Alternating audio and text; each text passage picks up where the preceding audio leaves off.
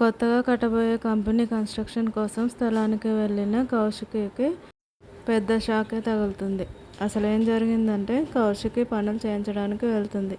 అక్కడ పనిచేసే వాళ్ళు తవ్వుతూ ఉండగా రక్తం కనపడుతుంది. చూసి కౌశికికి చెప్తారు.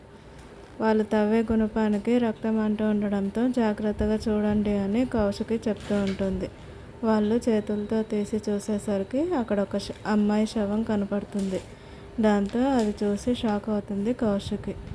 ఆ అమ్మాయి ఎవరో కాదు, ఇంతకుముందు వాళ్ళ ఇంటికి వచ్చిన ఒక పెద్ద కంపెనీ CEO ప్రేమించిన అమ్మాయి. ఆ అమ్మాయి కనిపించట్లేదని చెప్పి ఉంటాడు కదా, ఆ అమ్మాయి ఈ అమ్మాయి. కౌశికి స్థలంలోకి ఎలా వచ్చిందని ఆశ్చర్యపోతూ జగదాత్రి వాళ్ళు అక్కడికి వచ్చిన తర్వాత అడుగుతారు, అసలు ఏం జరిగింది, ఎవరి అమ్మాయి అంటూ. ఆ అమ్మాయి ఎవరో కాదు అని నిన్న వచ్చిన అతని గురించి చెప్తుంది.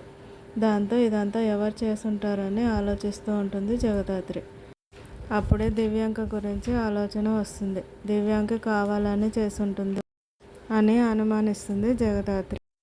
దివ్యాంక ప్లాన్ని జగదాత్రి ఎలా బయట పెట్టబోతుంది, ఏం చేయబోతుంది, తన ప్లాన్ని ఎలా తిప్పికొట్టి కౌశికిని కాపాడుతుంది, వాళ్ళ ల్యాండ్కి ఏ సమస్య రాకుండా ఎలా కాపాడబోతుంది, నెక్స్ట్ వీడియోలో చూద్దాం.